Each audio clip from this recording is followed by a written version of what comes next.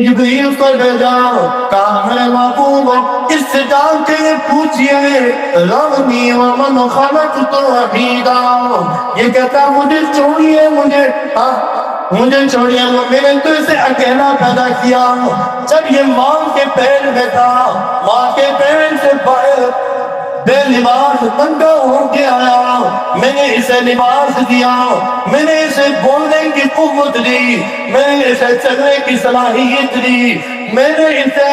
شعور دیا، یہ بڑا ہوا،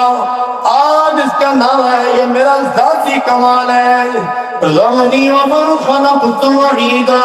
وجعلت له مالا ممدودا، اور میں نے اس کے مال کو بڑھا دیا، اس کے مال میں اضافہ کر دیا، وبنینا شہودا، اور اس کے بچے ہر وقت اس کے پاس موجود ہوتے ہیں، حاضر ہوتے ہیں۔ ثم يطمع ان ازيد، اور اس کی یہی لالچ جو طمع ہے، اس کے مال میں اضافہ ہوتا ہے، اس کا مال بڑھتا ہے، اور یہ میری آیات کے ساتھ انکار کر رہا ہے، ضد کر رہا ہے، عناد کر رہا ہے۔ سأرهقه صعودا، مرنے کے بعد میں اس پر صعود دوزخ کا ایک پہاڑ پہ چڑھوں گا۔ ولید بن مغیرہ بڑا مالدار تھا، 13 بیٹے تھے اس کے، اور ہر وقت یہی اس کا ناز و نخرہ اور تکبر ہوتا، کون ہے میرے ساتھ مقابلہ کرنے والا؟ حسن کے صورت میں، مال و دولت کے اعتبار سے، منصب کے اعتبار سے،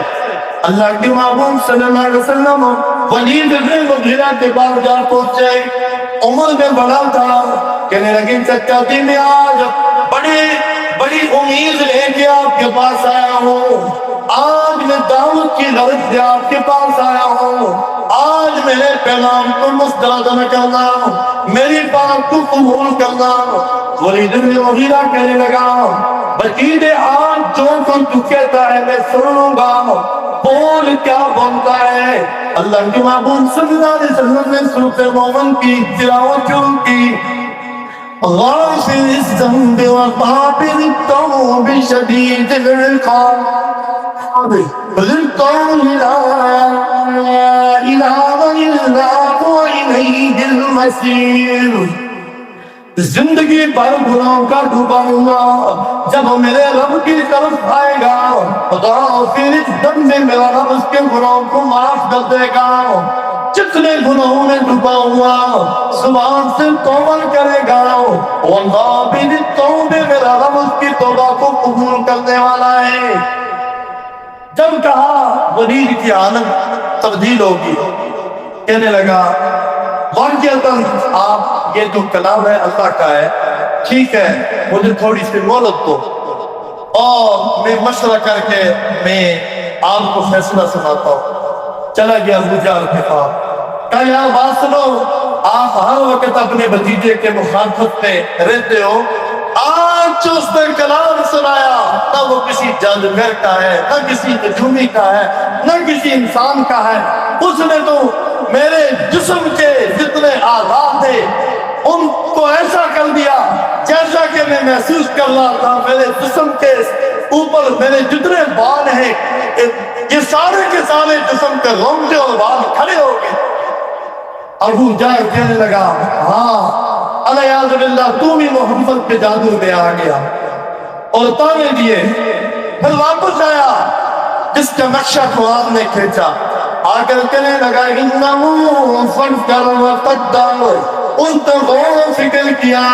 غور و فکر کرنے کے بعد انہو فکر وقدر اندازہ کیا،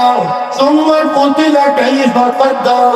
اعلان ہوا میرے محبوب یہ قتل ہو جائے، یہ مارا جائے، اس کا اندازہ یہ غلط ہے۔ محفل لگی ہوئی، حضور بیٹھے ہوئے، صحابہ بیٹھے ہوئے، یہ مجلس میں کھڑا ہو، ثم نظر، اتنے محفل مجلس والوں کو دیکھا، حضور کو دیکھا، دیکھ کر کہنے لگا ثم عبس، منہ چڑھایا اور اپنی پیشانی پہ اس کی پیشانی پہ بل آ گئے، ثم عبس وبصر، ثم ادبر، پھر پیٹھ پھیری، ثم ادبر، اور اس کے بعد سرکشی کی، کہنے لگا سنو محمد صلی اللہ علیہ وسلم، فقال ان هذا الا سحر يؤثر، یہ جو آپ نے مجھے کلام سنایا تھا یہ سحر زدہ ہے،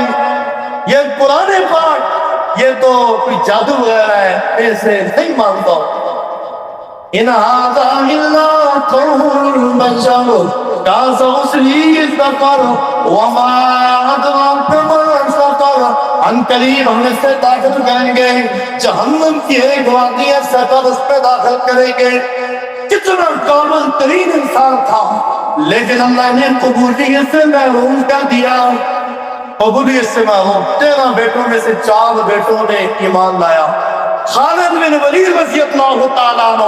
سیف من سیوف اللہ، اللہ کی تلواروں میں سے ایک تلوار، اللہ نے ایمان کی دولت عطا فرمائی۔ ولید بن ولید، یہ بھی ولید بن مغیرہ کا بیٹا، عمار بن ولید، ہشام بن ولید، اللہ نے ان کو ایمان کی دولت عطا فرمائی۔ جب ولید بن ولید نے ایمان لایا، باپ نے انتڑیوں کے ساتھ باندھ دیا، لوگوں کی ڈپٹی لگا دی، اور بھی مکہ کے چند لوگ تھے، قائد کی پٹائی شروع کر دو، ان کو مارنا شروع کر دو۔ اللہ کے محبوب صلی اللہ علیہ وسلم تک یہ بات پہنچی، حضور صبح کی نماز میں قنوت نازلہ پڑھا کرتے، یا اللہ کافروں سے ان کو رہائی عطا فرما۔ لیکن دیکھیں کتنا قابل، کتنا ذہین، کتنا مال و دولت والا، لیکن اللہ کے ہاں محروم ہے، اللہ کے ہاں قبول نہیں ہوا۔ اسی وجہ سے میرے بھائیوں، دنیا میں انسان جب آتا ہے بے لباس ہوتا ہے، کچھ بھی نہیں ہوتا ہے اس کے پاس، جب اللہ نعمتیں دے دے، مال دے دے، رزق دے دے، گھر دے دے، بیوی بچے،